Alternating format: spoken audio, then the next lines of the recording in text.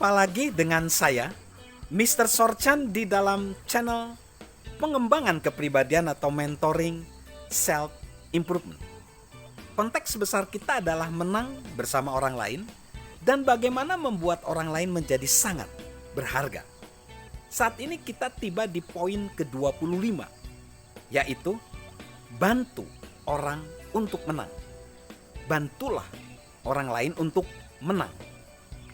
Bill Russell, pemenang kejuaraan NBA terbanyak di antara pemain lainnya, berkata, ukuran terpenting dari seberapa baiknya saya memainkan sebuah permainan adalah dari seberapa lebih baiknya saya dalam membuat teman satu tim bermain.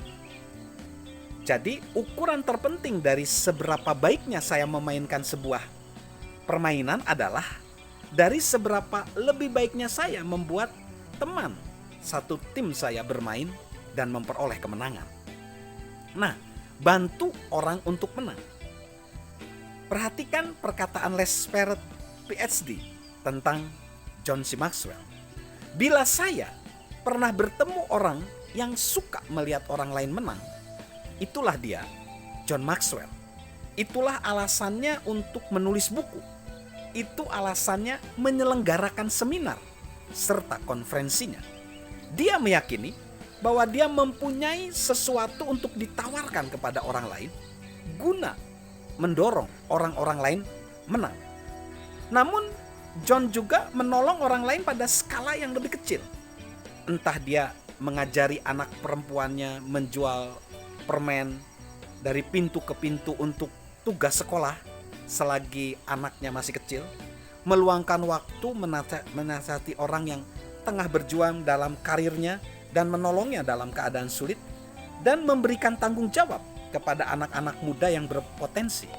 Jadi John merasakan bahwa dia suka kalau melihat orang lain menang dan dia ingin banyak orang yang mengalami kemenangan. Namun selama dia mengadakan seminar, ada satu cerita kemenangan yang seringkali dia ceritakan dan itu sangat menjadi mention dia, yang sering dia highlight, yaitu kemenangan ini, yaitu saat keponakan John, Eric, berusia 7 tahun.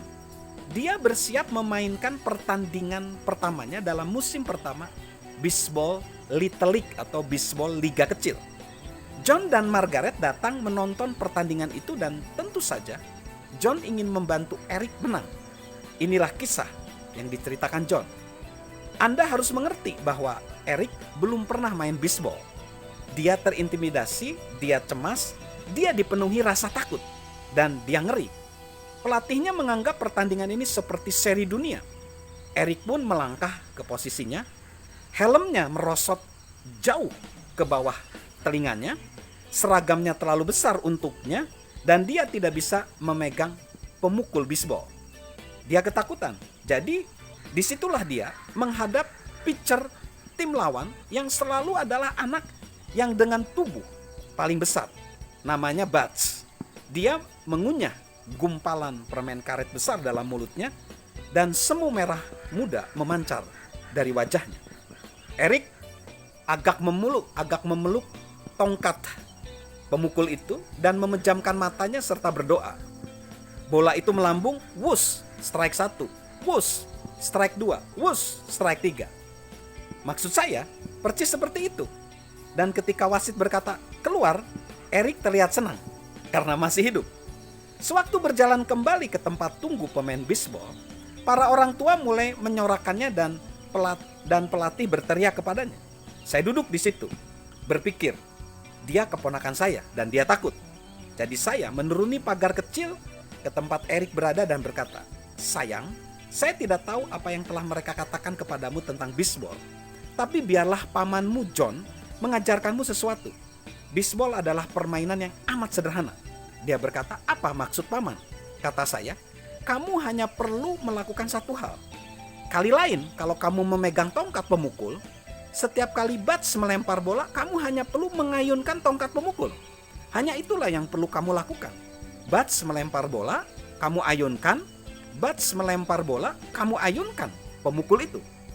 Dia menatap saya dan berkata, hanya itu yang perlu dilakukan. Ya, hanya itu saja. Jangan mengkhawatirkan bolanya, ayunkan saja tongkat pemukulnya. Tiba-tiba seulas senyuman menyungging di wajahnya dan berkata, aku bisa melakukannya. Kata saya, pasti kamu bisa melakukannya. Habisi mereka, nak. Kali berikutnya, ketika Eric menggenggam pemukul bisbol, Buds melemparkan bola dan Eric mengayunkan pemukulnya. Dia meleset jauh sekali. Bahkan dia terlambat mengayunkan pemukulnya sehingga bolanya sudah ada di tangan sarung tangan pitcher. Saya mulai bertepuk tangan, saya berkata, ayunan luar biasa Eric, ayunan luar biasa, itu tadi hebat. Setiap kali Buds melempar bola, kamu ayunkan pemukul.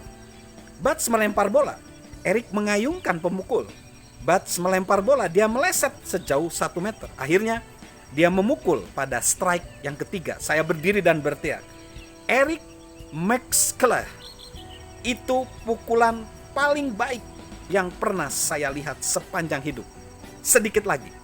Saat itu pelatih memandang ke arah tempat duduk penonton dan melemparkan pandangan marah kepada saya.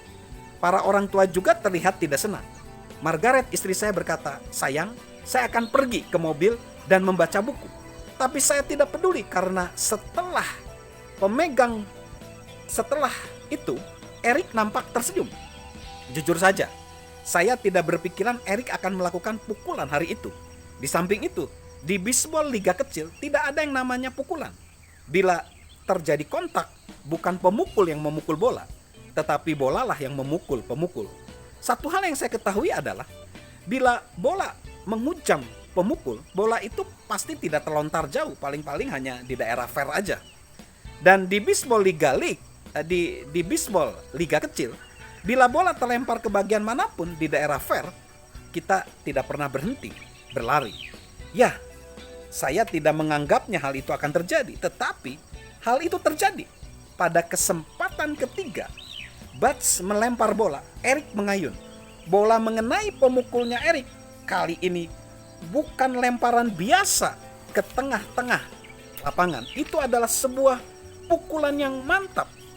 Begitu saya melihat pukulan itu fair, saya keluar ke tempat duduk penonton dan berlari turun ke arah base pertama berteriak, Eric lari, Eric terus lari.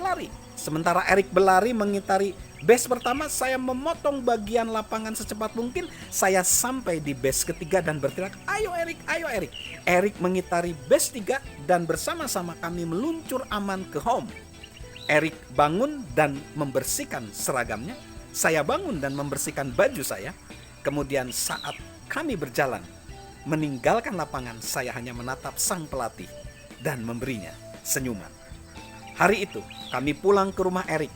Orang tuanya harus bekerja sehingga tidak bisa menonton pertandingan. Tetapi kami menceritakan ulang itu untuk mereka. Saya berdiri di tengah ruang keluarga, seolah-olah menjadi Buds. Dan Eric berdiri di samping bangku piano, seolah menjadi home plate. Saya melempar pitch itu, dia memukul bola, dia memutari base dan mendarat dengan aman di bawah bangku piano. Kami semua berdiri dan memberikan sorak-sorai, hore, hore, hore. Dan hari itu kami memperkenalkan Eric pada karir liga kecilnya. Eric kini sudah besar, namun saat hampir lulus SMA, dia datang mengunjungi saya dan berkata, Paman John, ada hal yang menggembirakan yang ingin saya sampaikan kepada Paman. Paman ingat pertandingan pertama bisbol league saya. Tentu Paman ingat. Jawab saya dan kami mengenang masa itu. Aku tidak akan pernah melupakannya, kata Eric. Dan aku hanya ingin mengatakan kepada Paman bahwa tahun ini aku masuk perguruan tinggi dengan beasiswa bisbol. Wow, luar biasa. Salam sukses selalu, salam sehat selalu dari saya, Mr. Sorchan. Halo guys, sahabat Mr. Sorchan.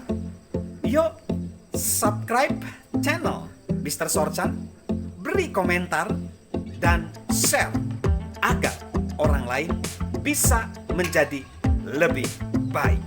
Salam sukses luar biasa, salam sehat selalu. Dari saya, Mr. Sorchan.